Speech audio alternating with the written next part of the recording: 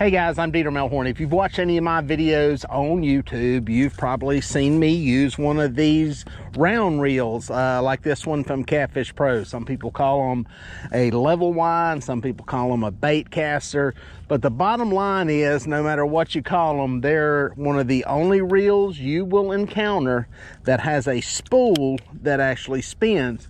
Most of the reels that people encounter when fishing are spinning reels and spin casting reels. Those reels have a fixed spool that the line comes off of. These reels, these round reels, have a spool that when you push this button actually spins. Now the great thing about that is you can get tremendous casting distance. The downside is you have to stop that spool with your thumb whenever your bait or your lure hits the water. If you don't, you can end up with a big old tangled, cluttered mess of line. And we call that a bird nest. Now don't feel bad, because no matter how much you use one of these, sooner or later you're gonna bird nest it, even if you use them a lot. The good news is that the more you use it and the more you practice, the less likely it is for that to happen. So if you're new to using one of these round reels, I'm gonna give you the basics on how to set it up so you can get out there and start fishing. First thing you're gonna do is put your reel onto your rod, thread the line through the guides, and tie on some kind of weight. I've got a 2-ounce drifting weight that we use for catfish. You don't need something this big. I've got this so visually you can see it a lot easier. But I will say this, casting a heavier weight is easier to learn and to figure out than throwing something light. So my suggestion is you start out with something in the 1, 2, or 3 ounce weight range. Now these reels will either come with one tension knob right here underneath the cranking handle, or like on this Catfish Pro reel, it'll come with 2. It'll have one over here on the other side. Generally speaking, when you get these things out of the box, the spool is centered and you really don't have to mess with this one too much. Now, if you get one of these reels that has 2 of these tensioning knobs, you want to make sure that this one here underneath the handle has enough room to tighten down and to loosen up. If someone has messed with this and made it too loose or too tight, this thing here will not have any play in both directions. So if that happens, you may have to do some tuning here. This will really, as you notice, you'll look in the center as you mess with this, it will adjust the centering of where the spool's at in the middle of the reel housing. You're going to use this knob right here to adjust the tension on the spool. In other words, you're going to control how fast it spins. Ideally, when you push this button that releases the spool, you barely want that spool to be turning. Now crank it down some, push that button again, and it barely goes. That is what you're looking for. You barely want that weight to drop.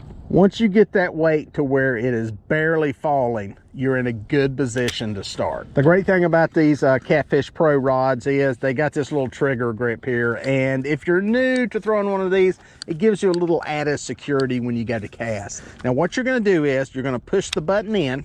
That's going to release the spool, but you're going to keep your thumb on that spool until you get ready to cast. Next thing you're going to do is lean the rod back, get it level with the ground. You're going to go forward and cast it and release at about a 45-degree angle. That's the easy part out of all this. The next thing you're going to have to do is stop that spool when the weight or your lure hits the water. Let's try it one time. We'll get a big view of it, and then we'll go into detail and show you exactly what has to happen. We're back in this position, up to 45 degrees. It's going, boom, and hit the water. I stopped it right when it hit the water. That was actually a perfect cast. Now, the thing that makes it a lot easier is that we barely have line coming off of that spool to begin with. As you get better and better at this and get smoother and smoother with it, you'll be able to loosen that tension up. That will allow you to cast further. We'll reel it back in, and what we're going to do is go through it one more time. This time, pay particular attention to what happens when that bait hits the water and how my thumb stops it. Again, we release it. We got it in this back position. We're going to come forward. We're going to release it when it's at about 45 degrees.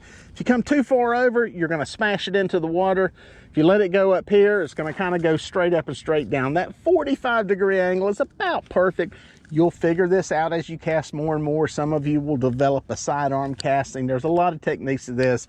This is just the basics of getting this reel to cast smoothly for you without that bird nest.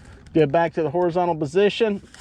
It's going. Boom, it hit the water. I stopped it. It's really that simple. And listen, I know it sounds much easier than it is, but it's kind of like riding a bicycle.